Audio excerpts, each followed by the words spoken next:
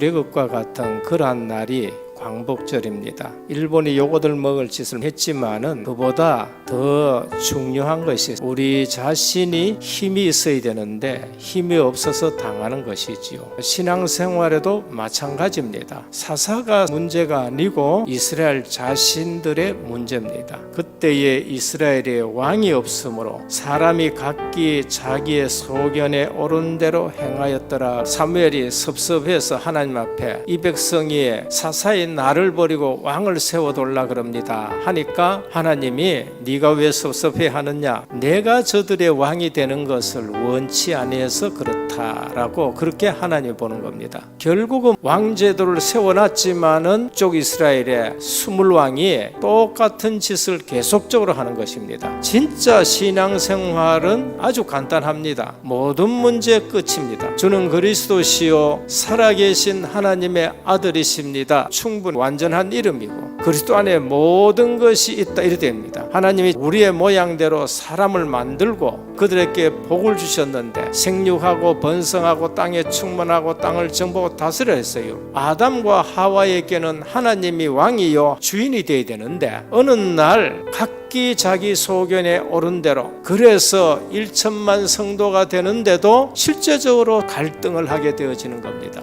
아브라함, 이삭, 야곱, 요셉 같은 훌륭한 언약의 족장들이 있음에도 400년 동안 애굽에 종살이 되는 거예요.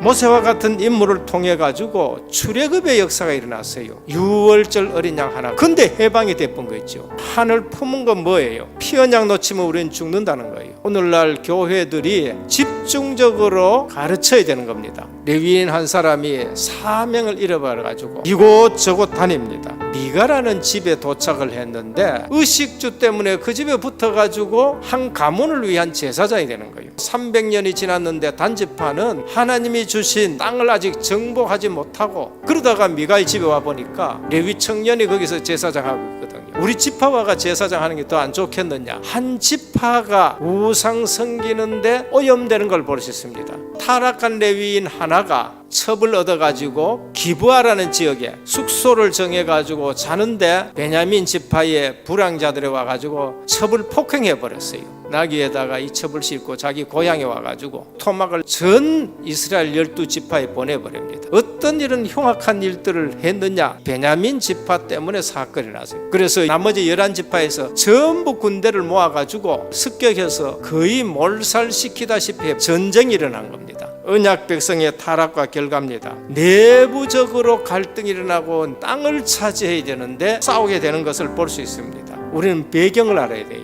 아무도 해결하지 못하는 어두움, 캄캄함, 흑암인 것입니다. 사람들이 이상하게 부자인데 똑똑한데도 어느 날 거기에 흑암에 덮여버리고 그래서 정신병원 가고 이렇게 되는 걸 볼 수 있습니다. 아담 하와를 단번에 꺾어버렸어요. 가인이 예배 드리는데 실패할 정도예요. 우리 후대들이요 그냥 세상 문화에 눈에 보이지 않게끔 쏠려갑니다. 잘 사는 것이 지금 문제가 아니고 하나님 없다 하는 사상들이 학교에도 심지어 교회까지 덮여오는데 성도들은 모르는 거 있지요. 언약의 예배가 회복이 되면은 승리하는데 언약의 예배를 놓치면은 또 실패합니다. 그리스도 하나님 나라 오직 성령 충만 이 언약을 붙들고 답을 내셔야 돼요. 빛이 있으라 하심에 빛이 있었고 여자의 후손 뱀의 머리를 상하게 할 것이니라 너희를 위하여 방주를 만들어라. 오늘 우리 이 시대에는 138 가지고 237 RUT식 렘넌트가 오직 아니면 안 된다는 걸 말씀을 한 겁니다.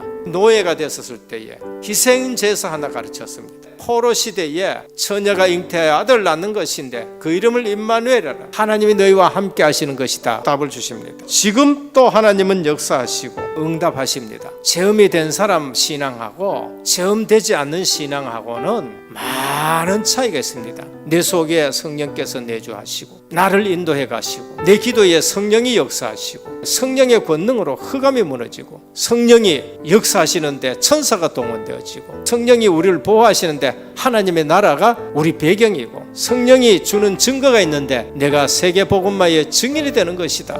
왜 기도 안 하느냐? 내가 10시간 노력하는 것이 더 낫다고 생각되기 때문에 그렇습니다. 내가 5분만 기도해도 1년 동안 발버둥 치는 것보다가 하나님 5분 역사하는 게 훨씬 더 좋다. 진짜 더 답이다. 아는 사람은 발버둥 치지 않고 기도하는 거예요.